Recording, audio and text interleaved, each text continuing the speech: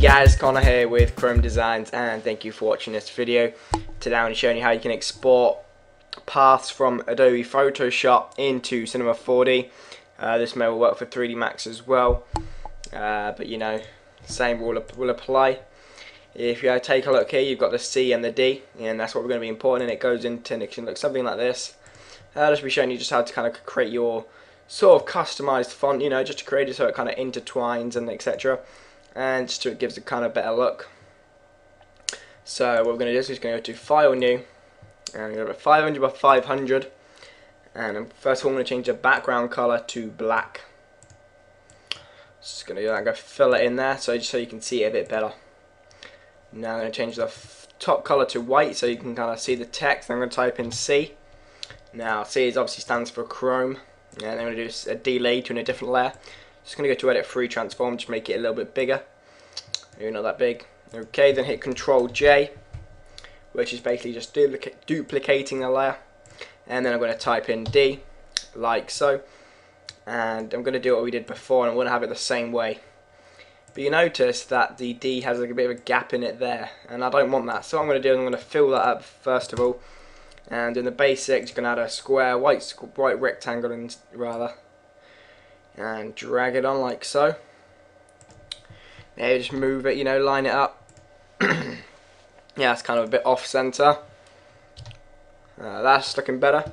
And I'm just going to merge that with the thing. I'm going to rasterize them both first and then merge them. So that is D.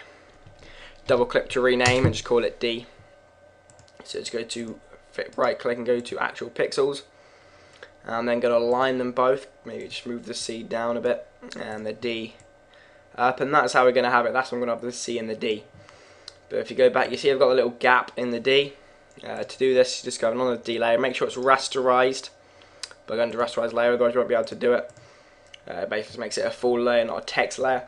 And it's going to go to the rectangular marquee tool, and I'm going to make it a bit bigger than that. In fact, start to draw out a square in the shape that you're going to be cutting out, and just click delete. Now that's maybe a bit too much, but if you look here, the point's like bigger. I can't explain it. I'm just jumbling my words. If you see here, there's quite a big gap between the C and the D. Whereas if you go into Cinema 4D and once you export it, you notice that the gap kind of fills up more. That's because you had like the extrude NURBS and you had the caps and that. So kind of leave quite a bit of leeway. It might not look right, but you know, just trial and error. Yeah, Control Alt ZZ. And I'm going to make it a little bit smaller than that, not too much. But I did feel that's a bit extreme. And just delete that, like so. And in fact, I think that's too much as well. I'm going to stick with my guns and I'm going to go for the first one. Just a bit, just something to kind of like keep in mind. And that is it. So we've got our text kind of like intertwining with each other and like so. And we're just going to merge these two layers by right clicking, go to merge layers, and hide the background layer by clicking on the little eye icon bit on screen. Go to the quick one tool, click the C, hold shift and click the D. So you've got these selected. Go to the paths tab and go to this little button down here. It's called make work platform from selection, like so. Then go to file, export, and paths to Illustrator, so I'll read its Illustrator paths.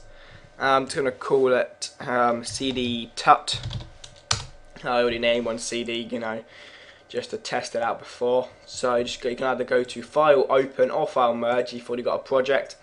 I'm just going to go to File Open, go down, it's called CD Tut. Okay, mouse is lagging a bit. And as you see, we've got the CD text there. So what I want to do is just want to add extrude NURBS. So if you quickly just drag that on, you notice that nothing happens.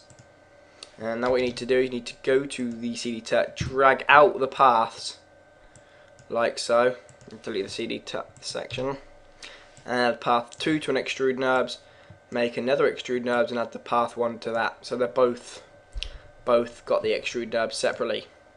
But now I'm just going to change the settings. I'm just going to add up to like 100 or so. 100, didn't have the number lock on. Well, what happened there? Oh, I typed and retired. I did have it on, this computer just lagging. 100. And the same rule applies for the top one. 100. I'm going to add a cap, so I'm going to go to fillet cap, change it up so it's kind of smoother, something like 10 or 11.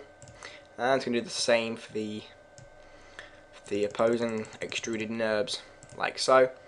And there you have it. There you've got your basic text. You know, you can that's how you export. That's how you make them kind of intros, sort of, like so. And, you know, just kind of create a scene with some lights and ambient occlusion and whatnot. But no, that's how to extract into Cinema 4D. Thanks for watching this video. Please remember to like, comment, and subscribe. And I'll see you guys soon.